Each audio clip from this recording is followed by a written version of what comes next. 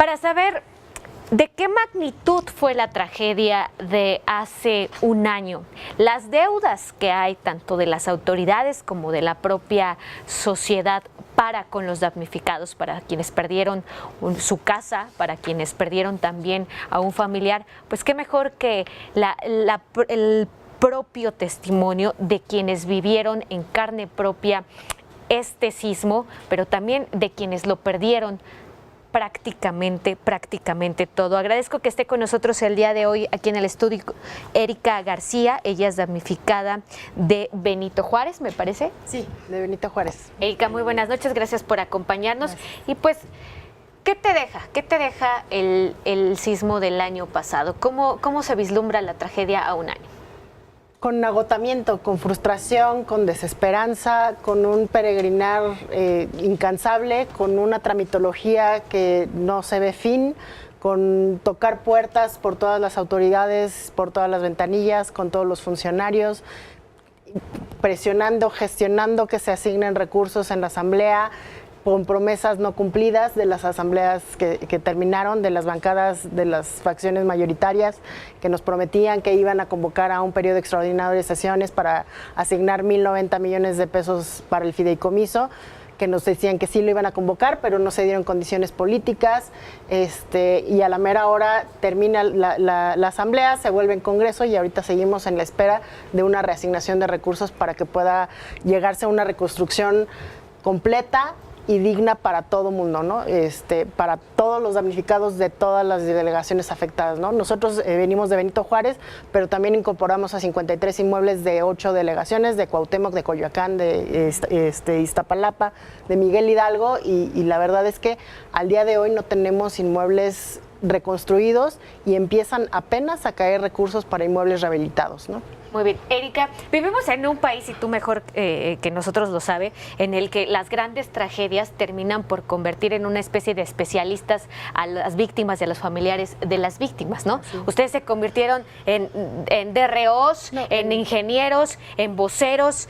Cuéntanos tu experiencia en particular el año pasado. Nos convertimos en todo, en DROs, en ingenieros, en expertos en estructuras, en catalogar inmuebles, en abogados, porque también tuvimos que estudiar una ley nueva, estudiar una ley de condominios que también interfiere con toda la tramitología, los reglamentos de construcción. Entonces, tienes por necesidad que volverte experto en todo. Y ante también la incapacidad de las autoridades, ¿no? Ante la incapacidad de las autoridades y además ante la inacción de las autoridades.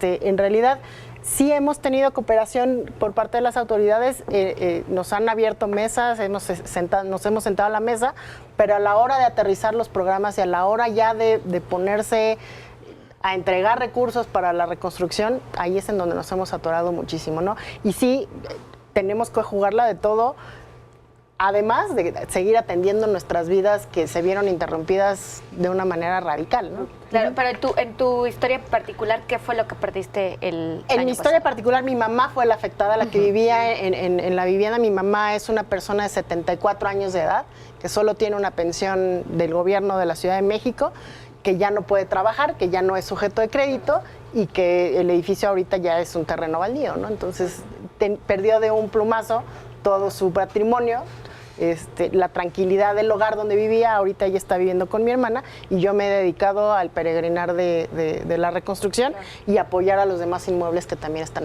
en el grupo, ¿no? De Benito Juárez. Claro. Erika, justamente quería regresar un poco. Cuando pasa esto del sismo, tu mamá pierde la vivienda, ¿las autoridades en algún momento, desde el principio, se acercaron a ustedes de alguna forma o ustedes acudieron a las autoridades y qué tipo de ayuda, qué tipo de ayuda le ofreció a los vecinos donde tu mamá también perdió la vivienda? Hubo de todo, siempre aparecen las autoridades que quieren ayudar, las que aparecen para la foto.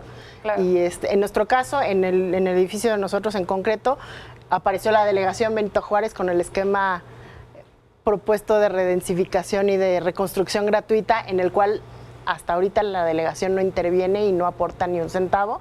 El convenio va a ser entre particulares con una constructora, eso sí, señalada y presentada por la delegación. No conocemos exactamente los detalles de cuál fue el criterio para asignarlo, y nosotros estamos a la espera de que nos entreguen un proyecto definitivo que tengo entendido que ya existe, que ya se presentó, pero del cual los propietarios no tenemos conocimiento todavía de lo que se va a construir. Nosotros somos el esquema mínimo que ahorita está ofreciendo la delegación, porque los demás inmuebles de la delegación están todavía en la gestión de conseguir recursos. Por otro lado, nosotros fuimos seleccionados, no sé bajo qué criterio, y estamos como por otra vía, pero hay otros inmuebles que todavía no tienen ni siquiera dictamen. O sea, no saben ni siquiera qué es lo que va a pasar con su inmueble, ¿no? No saben si se tiene que demoler, si se tiene que reconstruir. Entonces es una incertidumbre para todos, ¿no? Empezando por nosotros, que podríamos decir que ya tenemos un camino avanzado, pero que en realidad no tenemos ninguna certeza jurídica, y con otros que vienen un poco más o mucho más atrás, que ni siquiera tienen la certidumbre de qué es lo que va a pasar, ¿no? Claro. Y los vecinos, por ejemplo, que vivían ahí, o más bien los vecinos que representan, ¿cuántas viviendas o cuántas familias estás representando tú? En el grupo son alrededor de 1,000 familias, alrededor de 2,000 personas. En mi edificio era un edificio de 21 departamentos, de los cuales el 90% son personas de la tercera edad o mujeres cabeza de familia, que aunque no tuvieran hijos, mantienen a su mamá o a sus padres. Entonces, estás hablando de que es una población completamente vulnerable. En Benito Juárez, uno cree que por ser clase media tendría a lo mejor recursos para reconstruir, pero estás hablando de que la tercera parte son mujeres, la otra tercera parte son adultos mayores que ya no tienen ni capacidad de crédito, y que las mujeres pues son o madres solteras o son cabezas de familia que tampoco tienen acceso a recursos para reconstruir y recuperar el patrimonio perdido, ¿no? Claro. De la alcaldía de Benito Juárez. Y digo miles porque pues hasta ahorita las autoridades no tienen una cifra en específico de cuántos damnificados son, Erika. Sí, mira, también tuve el privilegio de participar en un colectivo de la organización Nosotros, con Mauricio Merino y un equipo grande de trabajo, en donde salimos a verificar inmuebles de los que estaban catalogados en alto riesgo y en alto riesgo de colapso, para saber a un año del sismo qué es el avance de las demoliciones, y encontramos que todavía hay 483 inmuebles por demoler. Hicimos el cálculo y más o menos son 12 torres mayores las que tendrían que demolerse todavía, porque son inmuebles que están catalogados como alto riesgo de colapso, que mañana podrían derrumbarse. Y eso no es tanto lo grave, sino lo grave es que dentro de los inmuebles que están en alto riesgo, ahí hicimos un estimado de que son 8,000 personas las que todavía están habitando esos inmuebles.